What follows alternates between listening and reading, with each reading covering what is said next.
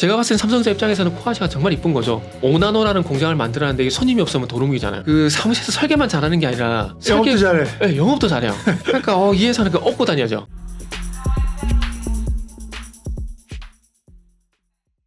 이민수의 경제토크 알파프로 정태근 팀장님과 함께 삼성전자가 현대차와 협력하면서 이 전장 쪽 시스템을 납품한다는 얘기가 있어서 또 시장에 큰 화두가 되고 있는데요. 자동차 전장이라고 해야 되나, 부품이라고 해야 되나, 디스플레이라고 해야 되나, 뭐 이런 쪽 얘기 해보도록 하겠습니다. 네, 그러게요. 삼성전자는 사실은 워낙 큰 회사이기 때문에 그죠. 맞습니다. 지난번에도 어디 그 모비라인가에서 자동차 자율주행 그 칩 받았다는 수주 받았다는 얘기도 있었는데 어쨌든 전장이나 전기차 뭐 이런 쪽이 워낙 커지니까 삼성전자도 결국 삼성전자는 칩을 만드는 거잖아요, 반도체. 그죠? 그렇죠. 굉장히 그 관심은 있어 하는 것 같아요. 그죠? 네. 삼성전자가 어쨌든 비메모리 쪽으로 이렇게 영역을 확장해 나가야 되다 보니까 그렇죠. 계속해서 이런 협력이 나올 수밖에 없고 칩 설계는 뭐 IP 쪽을 맡기더라도 이제 파운드를 키우기 위해서는 생산을 수주를 계속 받아야 되는 상황들입니다. 그런 상황들 속에서 현대차가 이제 손을 내밀어 주게 되면서 삼성전자 입장에서는 상당히 좀 기분 좋은 일이다라고 좀 볼 수가 있을 것 같습니다. 그래서 이 앞으로 관계 계속해서 깊어질 것 같아요. 그리고 이제 현대차가 이제 삼성전자 쪽으로 계속해서 협력을 한다라는 건 이 삼성전자 어떤 기술력을 원래 기술이 있는 회사지만은 어쨌든 차량의 반도체 쪽이라는 쪽으로 기술을 그리고 올리도 마찬가지고요. 네. 기술을 이제 인정을 한다, 공식적으로 이제 인정을 한다, 뭐 이렇게 좀 볼 수가 있는 것들이죠. 그래서 과거에 뭐 이미지 센서라든지 뭐 디스플레이 이런 쪽에 있었지만 이제 AP 어플리케이션 프로세서라죠. 여기까지 이제 협력을 하게 되면서 앞으로 이제 조금 더 그 희망회로 좀 돌리자면은 아마 삼성 SDI가 전고체 배터리까지 만약 개발을 하게 된다라면은 그거까지도 현대가 쓰지 않을까? 하는 그런 희망을 좀 돌릴 수가 있을 것 같습니다. 그래서 일단은 이제 뭐 올리디부터 좀 먼저 좀 해보자면은 어쨌든 이제 현대차가 이제 그 제네시스에 들어가는 이제 올리디를 이제 삼성 디스플레이 쪽으로 이제 낙점을 했다. 보시면 될 것 같은데 그 최근에 보시면 아시겠지만은 지금 제가 뭐 최근에 그랜저도 마찬가지인 것 같아요. 그랜저도 그렇고 K8 같은 경우도 디스플레이가 이제 계기판에서 이제 이쪽 이 뭐야 센터페이지가 될까요? 이쪽까지 넓어졌거든요. 그러니까 조수석까지 이렇게 쭉 넓어졌더라고요. 맞아요. 거기다가 이제 그 아래는 공조 장치가 있지 않습니까? 그럼 그 아래쪽 지금 벤츠가 지금 그 아래쪽까지 이제 디스플레이 그러니까 센터페이지에서 공조 장치까지 디스플레이 다 해놨거든요. 그럼 앞으로 현대차 같은 경우는 계기판, 센터페이지와 공정치 아래까지 다 간다는 얘기가 될 수가 있는 거거든요. 그러면은 어쩔 수 없이 패널 크기가 좀 커질 수밖에 없지 않습니까? 그러면은 당연히겠지만 패널 크기가 커지면 커질수록 디스플레이가 이제 큰 게 들어가는 거고 그리고 단가는 더 올라갈 수밖에 없지 않습니까? 그래서 정말 삼성 디스플레이는 좋은 일이고 근데 여기서 여담이지만 저 LG 디스플레이는 좀 배가 아플 것 같아요. 그러게요. 왜냐하면은 이 차량용 디스플레이 같은 경우는 뭐 누가 보다도 LG 디스플레이가 점유율이 더 높거든요. 2022년 기준으로 보게 되면 LG 디스플레이가 58%로 삼성 디스플레이를 앞서고 있는 상황입니다. 그런데 BMW 납품을 하고 있거든요. 뭐 LG 디스플레이 입장에서 뭐 그럴 수 있지. 그런데 최근 또 페라리 회장이 국내 방문했다가 또 페라리도 올리 들어가잖아요. 그러면 LG 디스플레이 입장에서는 우리도 할 수 있는데 거기다 현대차까지 뺏겨버리니까 뭐지? LG 디스플레이 입장에서 상당히 배가 아플 수 있다라는 거죠. 그러니까 왜 그런 말씀이냐면은 그 기존의 현대차도 뭐 프리미엄 모델이 있긴 하지만은 현대차 프리미엄 모델이 아시겠지만 제네시스잖아요. 고급 모델이잖아요. 페라리 말씀 안 드려도 고급이잖아요. 거기다 BMW 독삼사 고급 모델이잖아요. 그러니까 LG 디스플레이 같은 경우는 물론 패널 양쪽으로는 뭐 점유율이 높긴 하지만은 질적으로 봤을 때 고급 제품이 들어가는 협력사 다 뺏겨버리는 그러니까 공급사 다 뺏겨버리는 거죠. 그러다 보니까 LG 디스플레이는 이게 아닌데 우리도 할 수 있는데 해서 이제 삼성 디스플레이도 다 뺏겨버리니까 LG 디스플레이 입장에서 좀 배가 아플 수 있다. 뭐 이런 얘기 좀 들을 수가 있는 거죠. 이제 여담입니다. 그래서 어쨌든 현대차 플래그십 모델 같은 경우는 자동차 메인 디스플레이에 이 삼성 OLED가 사용되는 건 이제 처음이라 조금 보시면 될 것 같고요. 현대차가 25인치 정도의 올리라고 하니까 조금 전에 말씀드렸듯이 계기판, 센터페이지와 공조 장치까지 다 덮는 그런 디스플레이를 아마 생산을 요구하지 않을까라고 볼 수가 있을 것 같습니다. 그래서 어쨌든 이제 뭐 가로에서 긴 형태는 이미 나오고 있는 상황들이기 때문에 좀 더 어느 정도 커진지는 앞으로 한번 지켜봐야 되지 않을까 말씀드려보고 싶고 그래서 신차 개발 기간을 고려를 하게 된다라면은 아마 2년, 3년 뒤 이게 2025년이거든요. 아마 그때가 좀 되지 않을까 생각이 예측이 드는데 작년에 와서 제가 한번 그 자율주행용 칩을 이제 삼성전자 파운드에서 생산하게 되고 2025년도에 제네시스에 공급한다는 얘기를 했었거든요. 그래서 제가 봤을 때는 그때 이제 자율주행용 그 칩을 만들게 되면서 제가 지금 갑자기 뒤로 넘어가 버렸네요. 이건 좀 이따 해야겠네요. 네, 죄송합니다. 네. 그래서 어쨌든 2년, 3년 뒤에 이 올리가 탑재가 될 예정이고 예. 그렇게 됐을 때 이제 앞으로 이제 고급 시장에서 좀 더 캐시카우를 삼성 디스플레이를 만들 가능성이 상당히 높다고 봐지고요. 일단 디스플레이는 이제 삼성 디스플레이께 들어간다, 그죠? 네네. 그러니까 새로운 차에는 그죠? 전기차가 주로 되겠습니다만 네. 기본적으로 이 디스플레이가 깔리고 네네. 그죠? 전기차가 될 겁니다. 그렇죠. 이제 왜냐하면 그 어쨌든 현대차 같은 경우도 2025년 이후에는 뭐 내연기관차 생산 안 한다 그랬지 않습니까? 네. 그러다 보면은 이제 뭐 세트패션인지 공장에서 이쪽 면에 활용할 수 있는 폭이 넓어지다 보니까 당연히 디스플레이는 커질 수밖에 없는 것 같습니다. 네. 그러니까 이제 디스플레이가 표면에 있는 거죠. 네네네. 기본적으로 이제 전장에 들어가는 거죠. LG전자 같은 경우는 그런 뭐 네네. 구동품과 뭔가 그 파워트레인 그죠. 이 파워트레인 네네. 이런 거 하는 거고 그죠. 네네. 그게 또 이제 칩도 있어야 되고 이게 네네. 움직이는 스마트 컴퓨터잖아요, 기기. 그죠? 네. 그런데 기본적으로 일단 디스플레이가 있어야 되니까 네, 그죠? 그렇죠. 구현되는 디스플레이는 이제 삼성이 열심히 하고 있다는 거. 그러면 그 다음으로 이제 좀 생각해야 될 게 뭐죠? 그 다음으로 이제 또 이제 차량용 인포테인먼트용 프로세서 AP. AP라고 말씀하죠. 근데 이거는 이미 조금 이제 삼성전자가 연초에 힌트를 좀 줬어요. 그 아시겠지만은 해외 쪽에 스탠 반도체 업체를 인수를 하려고 하다가 가격이 안 맞아서 포기를 해버리고 그러면서 국내에 있는 DSP란지 IP란지 이쪽 회사들과 협력을 하겠다고 이미 얘기를 한 상황들이거든요. 그러면서 자연스럽게 이제 어디 쪽으로 주력을 하느냐 차량용 반도체를 주력을 하겠다 얘기를 했었는데 어쨌든 기존에 뭐 아우디, 폭스바겐 그리고 제가 알기로는 BMW도 공급을 하고 있는 걸로 알고 있거든요.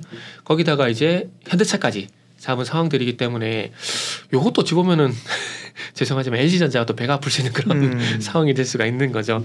그래서 이 차량용 인포테인먼트 플랫폼에서 뭐 두뇌 역할을 하는 게 아시다시피 AP 이게 어찌 보면은 데스크탑에 CPU 역할을 하는 거라고 좀 보시면 될 것 같은데 요것도 2025년부터 이제 공급 시점이라고 합니다. 그러니까 2025년이 되게 되면은 삼성이 상당히 바쁜 거죠. 삼성 디스플레이 통해 가지고 OLED도 공급을 하고 그리고 지금 말씀드리고 있는 차량 인포테인먼트 프로세스 차량 반도체도 2025년도부터 이제 엑시노스 오토 V920이라 그래가지고 공급할 예정이고 그리고 이제 아다스용 이제 시스템 원칙 같은 경우도 이미 작년 10월달에 설계가 들어갔고 이것도 이제 삼성 5나노 파운드를 통해서 생산할 예정인데 이렇게 되게 되면서 이제 이것도 2025년도에 이제 들어갈 예정이라고 했었거든요.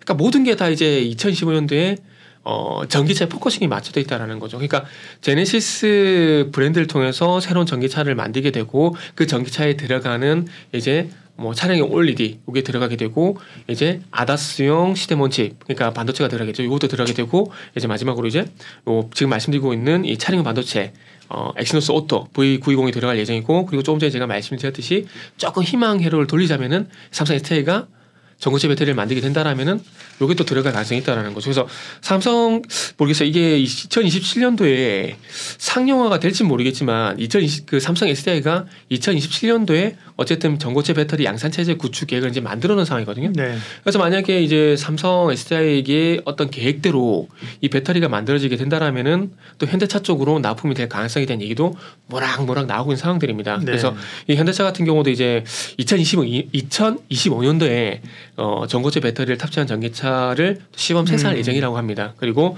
2030년부터는 본격적으로 양산한다 그러니까 어찌 보면 이 삼성과 이제 이재용 회장하고 이제 정의선 회장하고 이제 사이가 많이 좋아진 것 같아요. 옛날에 삼성이 자동차 한다 그래갖고 사이가 틀어졌었다가 2020년도부터는 이제 서로 회동을 하게 되면서 뭐 선대에서 그랬던 거니까 네. 사이가 좋아지게 되면서 네. 어쨌든 삼성전자, 현대차는 서로 든든한 이게 동반자 네. 연결고리가 만들어지는 것 같아요. 그래서 뭐 재벌 네. 지금 그룹의 총수들은 다 친하죠. 뭐 재태원 회장도 그렇고 그렇죠. 정의선, 구광모 그러니까 LG가 더 열심히 해야 되는데 구광모 회장이 좀 덜 친한 것 같아가지고. 네. 근데 이게 그러니까 근데 아까 말씀하신 네네. 것처럼 지금 이제 배터리 얘기는 또 나가면 새로운 또 하두니까 전고체. 네네. 그건 이제 좀 오늘은 제껴놓고 그렇죠. 네네. 오늘은 이제 전장 관련된 인포테인먼트 이런 쪽으로 얘기를 좀 이어가자고요. 네. 예.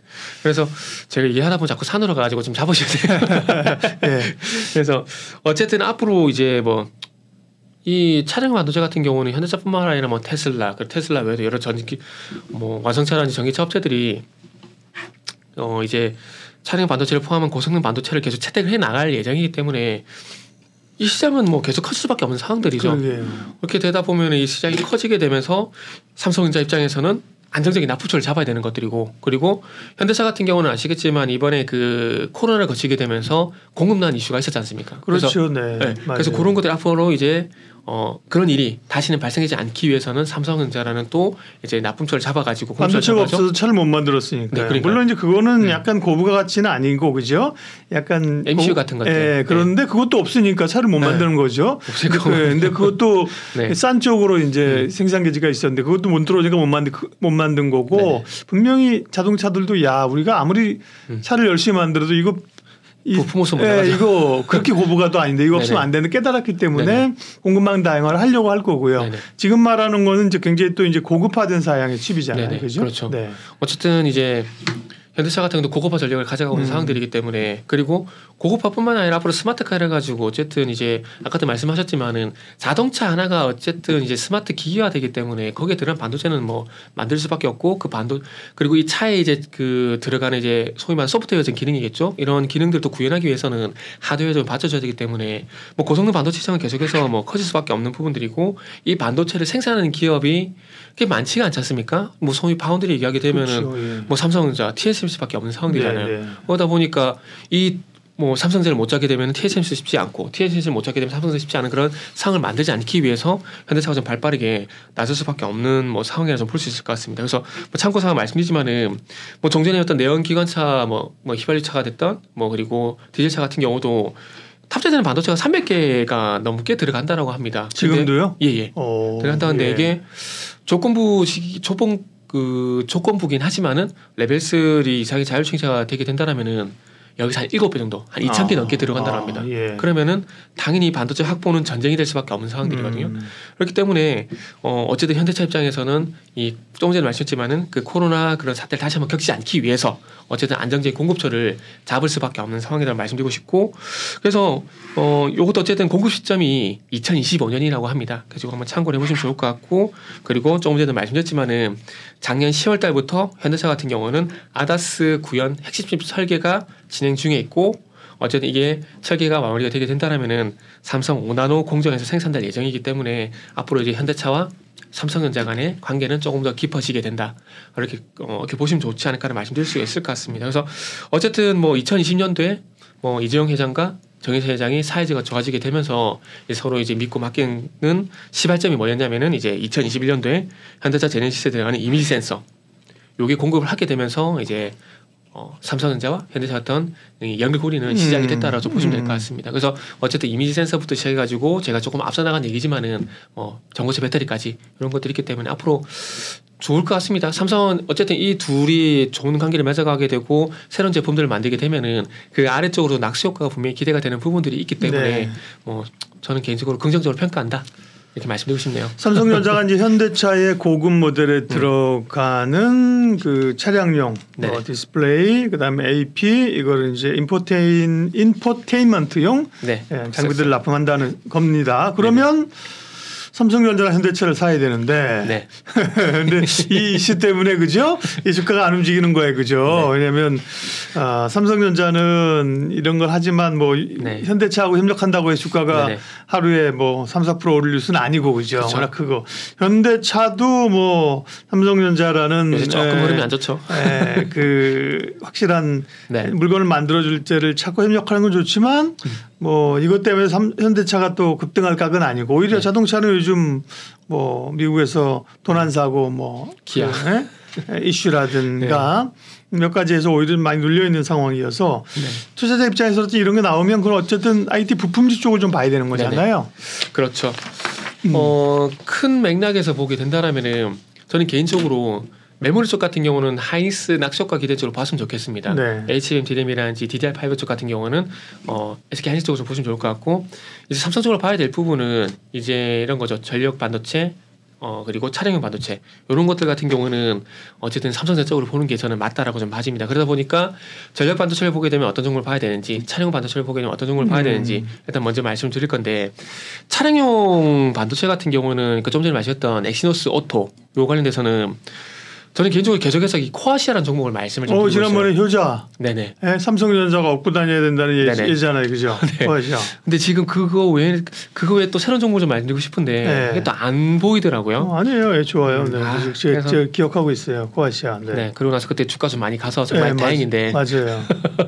지금 이제 코아시아 같은 경우도 어찌 보면 이제 상승 시동을 좀 걸고 있다 좀 봐야 될 것 같습니다. 네. 무슨 얘기냐면은 지금 화면 보시면은 5월 15일 날 이제 상승 나오고 난 이후에 이제 5월 19일 기점으로 해서 많은 부분에서 조금 어찌 보면은 5일 이평선 위에서 좀 기간 조정 양상을 좀 거치고 있는 상황들이거든요. 근데 이런 차트 패턴 특징이 뭐냐면은 5일선 위에서 이렇게 기간 조정 양상을 보이다가 어느 순간 또 튀어나가는 그림이 나오거든요. 그러다 보니까 지금 이렇게 빵 튀기 전에 이제 박사님 말씀대로 빵 튀기 전에 이제 미리 한번 관심을 가지신 것도 좋지 않을까 좀 생각이 듭니다. 그래서 이제 코아시아 같은 경우는 그동안 계속 누누이 말씀드린 이유가 뭐냐면은 엑시노스 오토의 유일한 협력 파트너입니다. 계속해서 말씀드린 부분들이고, 그래서 이 회사 같은 경우 이제 코아시아 넥셀이라는 회사를 통해 가지고 자율주행 국제규격 위반이래 죄송합니다. 국제규격 기반의 이제 오토모티브 AP 특화 칩 설계 기술력을 이제 보유를 하고 있는 상황입니다. 그 코아시아의 자회사인가 뭐 협력사라 그랬잖아요, 그때 그죠? 네.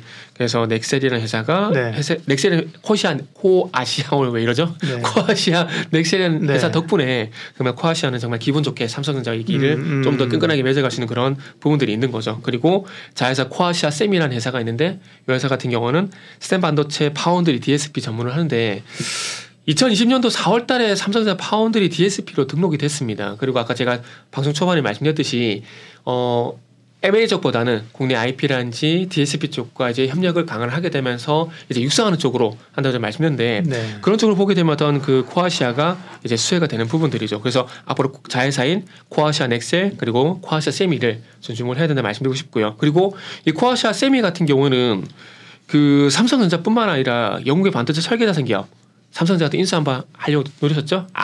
ARM 이 회사가 있는데 이 회사의 최고 등급의 공식 디자인 파트너입니다. 그렇기 때문에 코아시아는 정말 그래서 좀 주목을 해야 될 회사가 아닌가라는 말씀드리고 싶고, 이전에도 말씀드렸지만은 코아시아가 삼성전자의 고객을 유치해준다고 말씀드렸잖아요.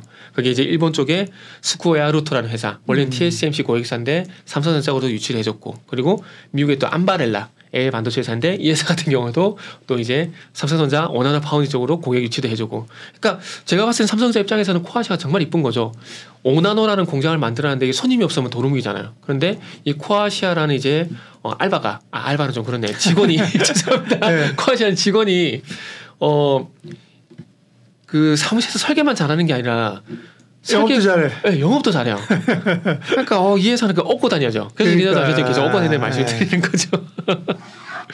그래서 이제 코아시아라는 종목을 첫 번째로 말씀드렸고요. 그런데 코아시아 지난번에도 말씀하셔서 제가 기억하고 있는 건데 오늘 이제 또 말씀하시길래 봤는데 근데 매출단은 보면 3,900, 3,800 작년에 4,600으로 이제 매출단은 견조해요. 그죠? 늘어나는데 영업이익이 계속 적자인데? 그게 문제입니다. 이게 물론 이제 아까 이제 그 이제 자회사 쪽에서 이제 칩 설계 이런 멘토가 하는데 기본적으로 근데 실적이 받침이 돼야 되는데 3년 영업이익 적자인데요. 순이익도 그렇고. 네. 그래서 이제는 고민을 좀 많이 했었는데 정말 뭐 핑계라고 들으셔도 괜찮은데 주가가 그걸 신경을 안 써요. 그러다 보니까 내용 보시면 아시겠지만 되게 괜찮거든요. 괜찮은데 이게 어찌 보면은 삼성전자 쪽을 바라보고 있기 때문에 삼성전자를 말씀드릴 수밖에 없는데 삼성전자 쪽으로 이제 매출이 발생이 되기 시작이 되고 이제 눈에 보는 숫자가 찍히기 시작한 게 얼마 되지가 않았습니다. 그러다 보니까 그동안 이제 마이너스 잡혀있던 것들 조금 이제 많이 통장이라고 좀 표현을 하겠습니다. 그래서 까고 있는 부분도 좀 있어요. 그렇기 때문에 올해 지나고 나서는 아마 흑자전이 될 거라고 좀 봐지고, 그리고 이게 이런 말씀드려서 정말 죄송한데 시장이 항상 보고 싶은 건 봅니다. 만약에 적자에 신경을 썼다라면은 이 회사가 올해 1달부터 주가가 움직였을까요? 그건 아니라는 거죠. 혹은 이제 뭐 그런 구조 자체가 이제 적자에서 흑자로 돌아선다. 그런 기대감이 있다면 그런 턴어라운드는 굉장히 큰 거죠. 그렇죠. 그런 기대감 말씀하신 것처럼 그런 기대감들이 있는 것 같습니다. 그래서 분기 적자는 좀 줄어들긴 하네 보니까. 그 시장이 그냥 접근을 안 할 거라 보거든요. 그렇죠. 그렇게 본다라면은 뭐 조금 우스갯소리가 될 수가 있지만 어쨌든 그런 부분들에서 조금 주목을 해서 이런 흐름이 나오는 것이 아닌가라고 말씀드릴 수 있을 것 같습니다. 그래서 말씀을 드렸을 때 내용이 되게 괜찮아요. 내용이 되게 괜찮고 어쨌든 뭐 앞으로 이제 시스템 반도체 수요는 계속 증가할 수밖에 없고 그리고 이 코아시아도 바빠질 수밖에 없는 상황들이기 때문에 네. 조심스럽게 흑자 자원도 가능하다. 네. 말씀을 좀 드리도록 하겠습니다. 이렇게 좋은 얘기도 하시고 그렇지만 네네. 우리가 항상 재무제표를 봐야 돼요, 그죠? 네네. 특성을 이제 알고 가야 되는 거죠, 그죠? 네. 저도 약간 보고 싶은만 보는 그런 기사가지고요. 코아시아 그 다음에 또 다음은 이제 광전자. 광전자. 네. 예. 좀 광스럽긴 하지만 또 광전자. 최근에 이 종목도 주가가 상당히 탄력적으로 좀 움직이고 있습니다. 네. 움직이고 있는 종목인데 이게 제가 다른 쪽 가가지고 제가 5월 26일 뭐 5월 30일 이쯤에서 말씀드렸거든요. 예. 급등각이 나왔네, 그다음. 네네. 제가 차트를 좀 당겨보게 되면은 그러니까 이런 패턴을 만드는 종목들 되게 좋아요. 한번 급등 나고 난 다음에 5일선 부분까지 눌림 나오고 나서 이렇게 기간 조정 거치는 종목들 되게 좋아하거든요. 이슈만 살아있다라면은 이런 종목들이 이 다음에도 계속 이런 급등 현상이 나와요. 그렇죠, 예. 네, 그러다 보니까 조금 좋아한다고 말씀드릴 수가 있는데 요거는 이제 전력 반도체 관련돼 가지고 삼성전자 수혜가 예상이 되는 기업이다. 라고 좀 말씀드려보도록 하겠습니다. 그래서 저는 개인적으로 지금 현재 각각 타픽을 정해놨는데 삼성전자 차량용 반도체 같은 경우는 타픽을 코아시아로 지금 현재 점찍어 놓은 상황이고 전력 반도체 같은 경우에는 지금 말씀드리고 있는 광전자를 타픽으로 일단 정해놓은 상황입니다. 아시겠지만 삼성전자 반도체 부분, DS 부분이죠. DS 부분에서 전력 반도체 TF를 신설을 했습니다. 예전에 기억나실 거예요. 2021년도 12월 달에 이 삼성전자가 로봇 사업 TF를 사업팀을 전격 승격하게 되면서 주가 상당히 괜찮았었거든요. 그래서 지금 어쨌든 전력 반도체 TF 신설된 상황이고 앞으로 이것도 사업팀으로 승계될 가능성이 있기 때문에 한번 주목을 해보시면 좋을 것 같고요. 그리고 이렇게 TF 팀을 만든 건 차세대 미래 먹거리라고 판단을 했기 때문에 뭐 이런 현상이 전 나온다라고 봅니다. 그래서 그런 거 좀 참고를 하시면 좋을 것 같고 그리고 삼성전자 같은 경우도 이제 8인치 뭐 SiC 규소죠. 규소, 갈륨 나이트라이드 공정 개발에 의한 설비 투자를 현재 추진을 하고 있는 상황이고요. SK 하이닉스 같은 경우도 전력 반도체 쪽으로 해가지고 규소, SiC 쪽으로 해가지고 현재 자회사들 쪽에서 이 설비를 현재 만들고 있는 상황들이기 때문에 뭐 전력 반도체 같은 경우는 앞으로 좀 관심을 가져야 되지 않을까 생각을 좀 하고 있습니다. 그래서 이렇게 전력 반도체를 만든 이유는 여러 가지 일단 요인들이 있지만 요걸 또 이제 전기차 쪽으로 가게 된다라면은 현대차도 그렇고 이제 테슬라 같은 경우도 방금 말씀드린 규소 지라갈륨 요거를 이제 화합시키는 화합물 전력 반도체를 이제 확보를 하기 위해서 현대차도 그렇고 테슬라도 그렇고 이제 주력을 하고 있는 상황들입니다. 그래서 근데 현대차 테슬라뿐만 아니라 다른 완성차 업체라든지 전기차 업체들 같은 경우도 이 화합물 전력 반도체를 이제 채택을 하고 있는 상황들이기 때문에 앞으로 전력 반도체 시장은 좀 더 커질 수가 있다라는 거죠. 근데 기존의 규소라든지 지라갈륨이었던 이런 단점들을 보완해 주는 것들이 화합물 전력 반도체이기 때문에 앞으로 수요는 계속 올라간다 보시면 좋을 것 같고요. 그래서 참고서는 이제 테슬라 같은 경우는 이제 규소 반도체 같은 경우는 이제 자동차 탑재 비중이 작년까지 99%까지 올라갔습니다. 거의 100% 쓴다고 보면 되겠죠. 그래서 테슬라가 쓰면 다른 업체 다 씁니다. 기준을 만들어 그렇죠. 버리죠. 네. 애플이 스마트폰의 기준을 만들어서 똑같은 모양이 다 나왔듯이 마찬가지입니다. 그리고 이번에 애플에서 또 MR 헤드셋이 나왔잖아요.